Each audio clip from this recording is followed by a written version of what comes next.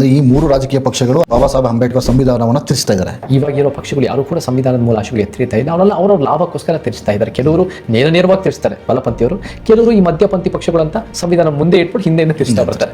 ನಮಗೆ ಈ ಮೂರು ರಾಜಕೀಯ ಪಕ್ಷಗಳು ಅಷ್ಟೇ ಅಲ್ಲ, ಇವಾಗ ರಿಜಿಸ್ಟರ್ ಆಗಿರೋದು 2900 ಪಕ್ಷಗಳು. ಅದು ಹೆಚ್ಚು ಕಮ್ಮಿ 2,500 2,300 ಪಕ್ಷಗಳು ಇವಾಗಲೂ ಅಸ್ತಿತ್ವದಲ್ಲಿದ್ದಾವೆ ಬೇರೆ ಬೇರೆ ಹಂತಕ್ಕೆ. ಈ ಯಾವ ಪಕ್ಷಗಳು ಸಂಪೂರ್ಣವಾಗಿ ನಮ್ಮ ದೇಶದ ಸಂವಿಧಾನದ ಮೂಲ ಆಶೆಗಳು ಎತ್ತಿಡ್ತಾ ಇಲ್ಲ. ಇವರೆಲ್ಲರೂ ಕೂಡ ಸಂವಿಧಾನದ ಪರವಾಗಿದೆ ಅಂತ ಬೇರೆ ಬೇರೆ ರೀತಿ ಹೇಳ್ತಾರೆ. ಕೆಲವರು ಅವರು ಒಂದು ರೀತಿ ಜೈಬಿಂದ ತೆಗಿತಾರೆ, ಕೆಲವರು ತಲೆ ಬಾಗ್ತಾರೆ, ಕೆಲವರು ಒಂದು ರೀತಿಯಾದ ಪೋಸ್ಟಲ್ ಹಾಕ್ತಾರೆ, ಸಂವಿಧಾನ ಜಾತ ಅಂತ ಮಾಡ್ತಾರೆ. ಬಟ್ ನಿಜವಾಗ್ಲೂ ಸಂವಿಧಾನದ ಪರವಾಗಿ ಇವ್ರು ಯಾರೂ ಇಲ್ಲ. ಯಾರಾದರೂ ಸಂವಿಧಾನದ ಮೂಲ ಆಶಯಗಳು ಯಾರಾದರೂ ಪರವಾಗಿದ್ದಾರೆ ಅಂದರೆ ನಮ್ಮಂಥ ಸಮಾಜ ಸಮಾನತಾವಾದಿಗಳು ಮಾತ್ರ.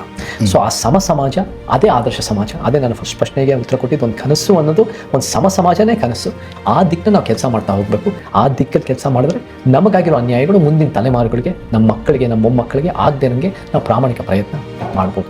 ಸೊ ಇವಾಗಿರೋ ಪಕ್ಷಗಳು ಯಾರು ಕೂಡ ಸಂವಿಧಾನದ ಮೂಲ ಆಶೆಗಳು ಎತ್ತಿರ್ತಾ ಇಲ್ಲ. ಅವರೆಲ್ಲ ಅವರ ಲಾಭಕ್ಕೋಸ್ಕರ ತಿರ್ಸ್ತಾ ಇದ್ದಾರೆ. ಕೆಲವರು ನೇರವಾಗಿ ತಿರ್ಸ್ತಾರೆ ಬಲಪಂಥಿಯವರು, ಕೆಲವರು ಈ ಮಧ್ಯಪಂಥಿ ಪಕ್ಷಗಳಂತ ಸಂವಿಧಾನ ಮುಂದೆ ಇಟ್ಬಿಟ್ಟು ಹಿಂದೆಯಿಂದ ತಿರ್ಸ್ತಾ ಬರ್ತಾರೆ.